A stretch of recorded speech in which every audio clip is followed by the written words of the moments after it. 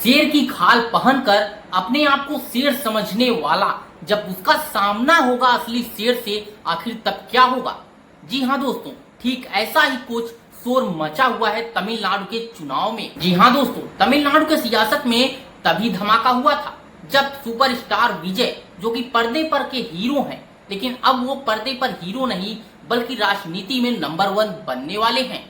अभी तक वो सिर्फ फिल्मों में हीरो रहते थे, लेकिन अब वो देश की जनता के लिए भी सुपरस्टार बन चुके हैं। दरअसल तमिलनाडु के सियासत में नया धमाका हुआ है। सुपरस्टार विजय, जो अब सिर्फ पर्दे पर हीरो नहीं बल्कि राजनीति में भी बड़ा किरदार निभाने वाले हैं, उन्होंने साफ कर दिया है कि 2026 के तमिलनाडु विधानसभा चुनाव में मदुरई ईस्ट सीट से वो जो है चुनाव लड़ेंगे। मदुरई जिले के परापति में हजारों समर्थकों की भीड़ के सामने विजय ने ऐलान किया कि उनकी पार्टी तमिलगा वितरित कजगम यानी कि टीवीके के किसी भी कीमत पर डीएमके और बीजेपी के साथ गठबंधन नहीं करेगी। उन्होंने बीजेपी को अपना वैचारिक दुश्मन और डीएमके को राजनीतिक दुश्मन करार दिया। पार्टी सम्मेलन को संबोधित करते हुए टीवीके के प्रमुख और अभिनेता सुपरस्टार विजय ने कहा, टीवीके ऐसी पार्टी नहीं है जो गुप्त सौदे करती हो, गठबंधन बनाती हो और लोगों को धोखा देती हो। हम किसी से नहीं डरते। तमिलनाडु के लोग, महिलाएं और युवा हमारे साथ खड़े हैं। उन्होंने रैली में कहा कि डीएमके का भाजपा के साथ गुप्त गठबंधन है, लेकिन वह ऐसा नाटक करती है मानो वह भाजपा का विरोध कर रही हो। विजय का अंदाज बिल्कुल फिल्मी रहा।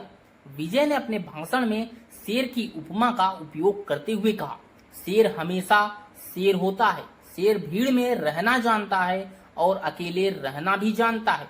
वह अनोखा रहता है। शेर सिर्फ जो है शिकार करने के लिए निकलता है, मनोरंजन के लिए नहीं। वह हमेशा जीवित शिकार ही करता है। हमारा लक्ष्य जो है तमिलनाडु की जनता के लिए एक नया विकल्प पेश करना है। उन्होंने टीवीके को डीएमके और अखिल भारतीय अन्ना द्रविड़ मुनेत्र कड़गण यानी कि एआईडीएमके के विकल्प के रूप में प्रस्तुत करते हुए कहा कि उनकी पार्टी जमीन से जुड़ी है और राजनीतिक लाभ के लिए गुप्त सौदे या गठबंधन नहीं करेगी। मदुरई में आयोजित सम्मेलन में टीवीके ने अपनी ताकत का जबरदस्त प्रदर्शन किया। हजारों कार्यकर्ता और प्रशंसक राज्य के विभिन्न हिस्सों से परापति पहुंचे, जहां विशाल मंच पर डीएमके के संस्थापक सीएन अन्नादुराई और एआईडीएमके के संस्थापक एमजी रामचंद्रन के साथ विजय के कटआउट लगाए गए थे। मंच पर इतिहास दोहराया जाएगा और 1967 और 1977 के वर्षों का उल्लेख था, जब डीएमके और एआईडीएमके ने क्रमशः सत्ता हासिल की थी। विजय ने अपने 35 मिनट के भाषण में डीएमके सरकार और मुख्यमंत्री एमके स्टालिन पर जो है तीखा हमला बोला। उन्होंने डीएमके पर भ्रष्टाचार, वंशवाद और जन विरोधी नीतियों का आरोप लगाया। उन्होंने कहा, स्टालिन अंकल, केवल नाम में बहादुरी होना काफी नहीं है, काम में भी दिखाना होगा। विजय ने डीएमके सरकार पर निशाना साधते हुए कहा कि उसने महिलाओं, सरकारी कर्मचारियों और आम जनता के साथ किए गए चुनावी वादों को पूरा नहीं किया है। विजय ने बीजेपी पर भी जमकर प्रहार किया। उन्होंने कहा, बीजेपी तमिलनाडु में पेरियार, अन्नादुराई और अन्य सम्मानित नेताओं का अपमान करके कभी जीत नहीं सकती। यह धर्मनिरपेक्ष भूमि है और बीजेपी की विभाजनकारी नीतियां यहाँ कामयाब जो है नहीं होंगी। हम उन्हें कामयाब नहीं होने देंगे। उन्होंने केंद्र सरकार पर तमिलनाडु के मछुआरों की अनदेखी और नीट जैसे मुद्दों पर गलत रवैया अपनाने का आरोप लगाया। विजय ने कच्चा तीवु द्वीप को श्रीलंका से वापस लेने की मांग भी दोहराई, जो तमिलनाडु में एक लंबे समय से चला आ रहा।